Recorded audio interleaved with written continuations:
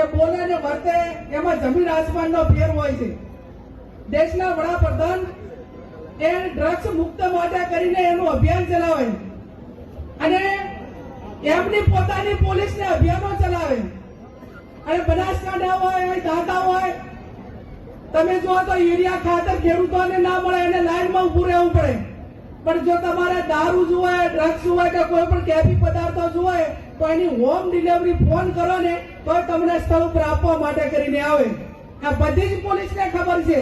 પણ છતાં એ હપ્તા લઈને હપ્તા એ માત્ર ગાંધીનગર સુધી ને પણ દિલ્હી સુધી હપ્તા પહોંચે છે અને એના કારણે આપણા યુવાનો બરબાદ થાય છે, આપણી બેન દીકરીઓ વિધવા પડે છે. અને એની ઝુંબેશ આવનાર સમયની અંદર ઉપાડવી પડે તો અમે બધા સાથે મળીને કાંતિભાઈ બધા જેટલી બોર્ડરો છે એ બોર્ડરો ઉપર ઘેરાવો કરવા હોય ને તો પણ તમે બધા સાથ સહકાર આપશો તો અમારી તૈયારી છે. અને હું તો અમિતભાઈ ચાવડા સાહેબને સમગ્ર કોંગ્રેસ પાર્ટીને વિનંતી કરું છું કે સમગ્ર જિલ્લાના અને રાજ્યની અંદર દેશી દારૂના બુટલેગરો કેટલા છે, ઇંગ્લિશ દારૂના બુટલેગરો કેટલા છે, ડ્રગ્સ વેચવા વાળા કેટલા છે, આ બધાનું સર્વે કરાવો.